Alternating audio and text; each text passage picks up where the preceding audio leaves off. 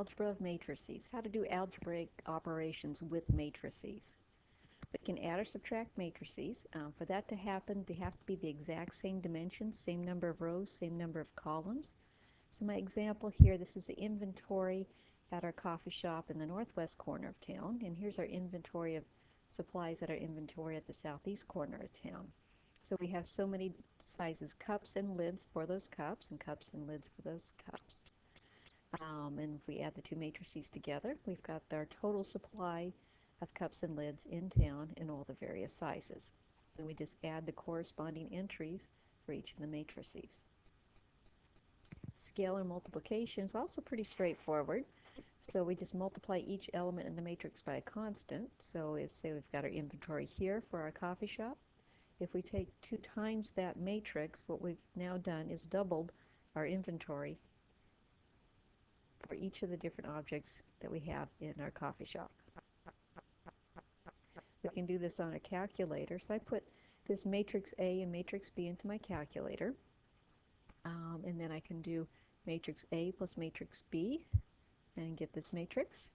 And then for scalar multiplication, 2 times matrix A for this matrix, which is double each element of matrix A.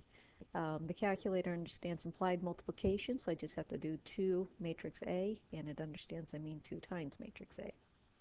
Now with those same 2 matrices, go ahead on your calculator and do matrix A times matrix B, and we should get this result. So where in the world did this come from? The matrix multiplication is a little bit different. You got to kind of think about it. So we're going to put this problem into context.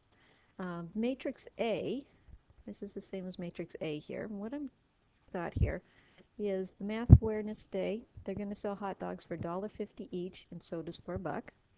And then the physics is going to have their fun day the next week, and they're going to sell their hot dogs for $2, but sodas are only 50 cents.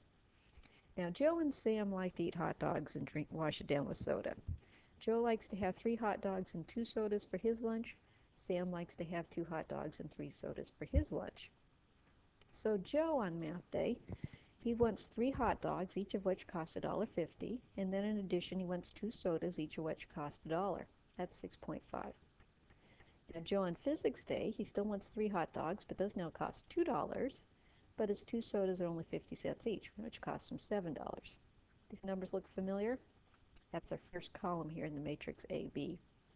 And then we can get these 2 entries here by looking at what Sam's lunch menu is going to cost him on Math Day and what his lunch menu is going to cost him on Physics Day. So what happens with matrix multiplication is you take an entire row of the first column, entire row of the first matrix, multiply it times an entire column of the second matrix. I'm taking 1.5 times 3 plus 1 times 2. And those entire row and entire column make 1 entry in our new matrix. And then I can take this row times the second column to get the entry for the first row and second column in my new matrix. 1.5 times 2 plus the 1 times the 3. Then I'll take the second row of my first matrix times each column, 2 times 3 plus 0.5 times 2 for 7, 2 times 2 plus 0.5 times 3 for 5.5 to get the second row of my new matrix. So it's not real intuitive when you see it at first, but it's kind of interesting what you can do with it. Next example here, we've got a company with 2 manufacturing plants in 2 states, Oregon and New Hampshire. There's 2 steps to the manufacturing process, assembling and finishing, and the amount of time for each step varies with what type of printer. So for the inkjet printers, it takes 2 hours to assemble it and then 2 hours for the finishing process, getting it packed up and sent off. The laser printers take 3 hours to assemble but only 1 hour to finish. Our second matrix here is the labor costs for these operations in each state. So in Oregon, assembly costs $15 an hour, while finishing costs $10 an hour. And in New Hampshire, assembly is $18 an hour, but finishing is only $8 per hour. So if we multiply these 2 matrices together, taking the assembly hours for the inkjet times the assembly cost, and then the finishing hours for the inkjet times the finishing cost, and that gives us 2 times 15 plus 2 times 10. $50 is the cost to assemble and finish the inkjet in Oregon. Then taking the inkjet row times the New Hampshire column, we'll get 52, which would be the total cost to New Hampshire to assemble and finish the inkjet. And then my second row here, cost in Oregon to assemble and finish the laser printer, and cost in New Hampshire to assemble and finish the laser printer. And looking at our final matrices, we can see the costs are lower for both the inkjet and the laser printer in Oregon. Okay, a couple comments about the matrix multiplication. The number of columns in the first matrix must be equal to the number of rows in the second matrix, otherwise the multiplication will not be defined. So if you have an n by p matrix, you can multiply it times a p by m matrix, and the result will be an n by m matrix. Also, AB will not be the same as BA in almost every case. So matrix multiplication is not commutative. And then keep in mind, it takes an entire row and an entire column to get one element in the new matrix. So why don't you go ahead, grab your calculator, put this in for matrix A, which is a 3 by 2 matrix, and put this in for matrix B, which is a 2 by 3 matrix. So here's my matrix A and my matrix B in the calculator. Then when I take A times B, a 3 by 2 matrix times a 2 by 3 matrix. Did I say that right? 3 by 2 times a 2 by 3, the result's going to be a 3 by 3 matrix. But when I take matrix B times matrix A, my result's going to be a 2 by 2 matrix. So not only are they not the same matrix, they're not even the same dimensions. And then one last thing, how to transpose a matrix, what to do if you want your rows to be the columns and your columns to be the rows. So if you're doing it by hand, it's actually pretty easy to do. You just change the rows to columns, columns to rows. On the calculator, I put this in for matrix A, and then to do the transpose, typed in the matrix A, then went to my matrix math menu, and found the T, and then entered the T, and then that transposed it on my calculator.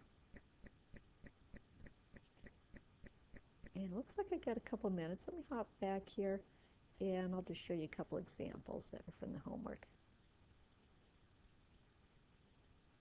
Okay, so just another example, putting a system of equations into an augmented matrix, doing some row operations, 1/3 times row 1. That gives me my leading coefficient of 1. -5 times row 1 plus row 2 is my new row 2. Doing the operation here, that gives me the 0 down below. Taking 3 times row 2, and then I'm now in row echelon form. And from there I can do the back substitution. So this is when doing it by hand. On the test, I won't have you do anything too complicated with the row operations, or not too many steps anyway, just because it takes so long.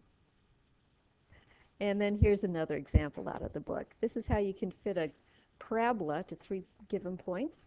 So say if we have a point 2, 3, if it's going to be on a parabola, it's got to satisfy this equation. So I'm putting 3 in for y, 2 in for the x, and that gives me this equation, 4a plus 2b plus c equals 3.